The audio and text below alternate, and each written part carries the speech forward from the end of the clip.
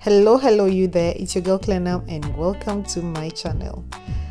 Today we're going to cook seafood okra without stress and without breaking the bank. So let's not waste time, let's dive right in. Just prepare the following ingredients and let's start. So you're going to need some tilapia, squid or calamari, shrimps, onion, stock cube, some ginger and garlic, olive oil, okra, and some salt.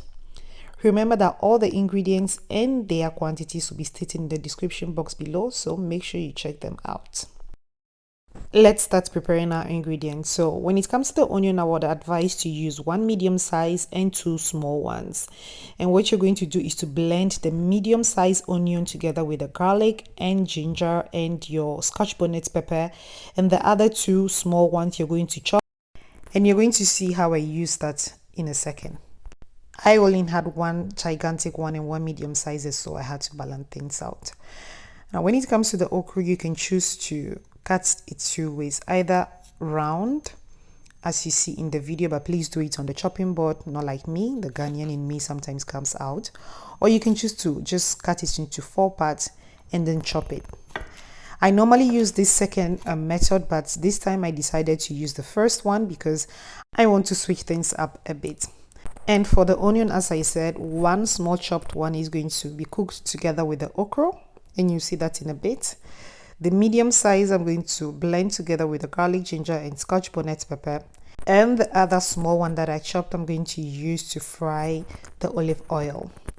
And when it's ready, so I'm going to fry this for about a couple of minutes, then I'm going to add my shrimps and my calamari, aka squid.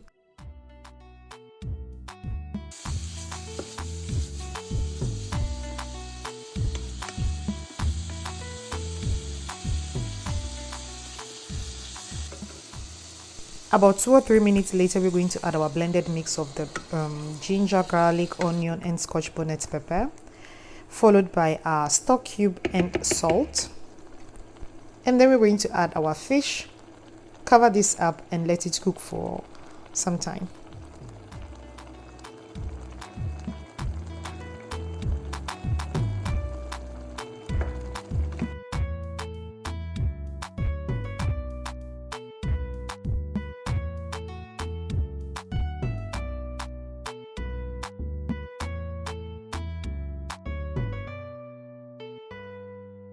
In the meantime, let's concentrate on the okra, and what we're going to do is to transfer it in a pan and add some butter. And while it's cooking, we are going to stir energetically, but you'll see that also in a second. Do not forget about the fish, so we're going to flip it on the other side gently because we don't want it to break, and we're going to continue to cook this while the okra is also cooking. Back to the okra is beginning to boil, so this is the right time to stir energetically. You have to stress it as much as you can because the more you stress, the more it draws, making it slimier.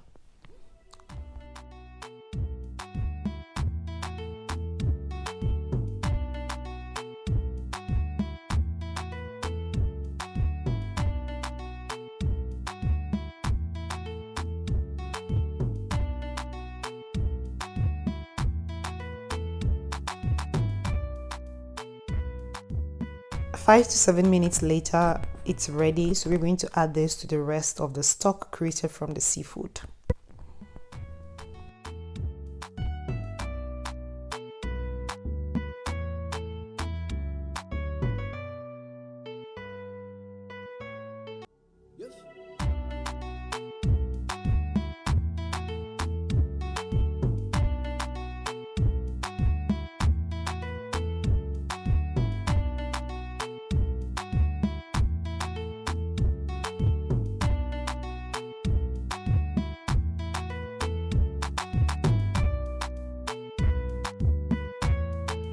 Now that it's well stirred, I'm going to taste for salt, and I felt like I needed to add more, and so I did.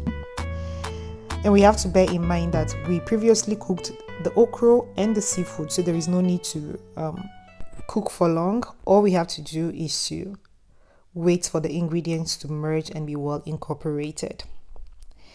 And whilst you're waiting, do not cover your okra completely, because that is going to take away some of the sliminess. And this is also an advice to when you're heating your soup. Do not cover it completely, because the vapor is going to reduce the sliminess. That normally happens to me because I always forget and I cover it up, and then I get stressed and angry with myself because the texture changes. And I'm also not a lover of lots of protein in my soup, because my focus is more on the taste of the soup and the soup itself than on the protein. But if you like lots of meat and fish in your soup, all you have to do is to just add some more and you're good to go. And if you're interested in other options as to how you can prepare your okra soup, I have a couple of options worth trying, and you will see that in a second.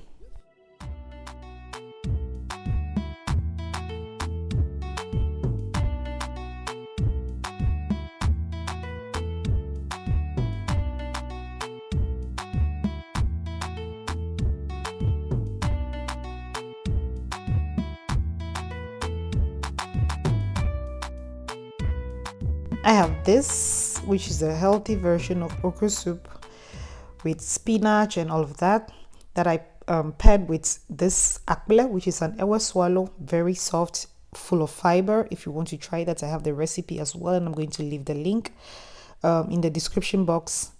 And then I have the second option, which is pounded okra.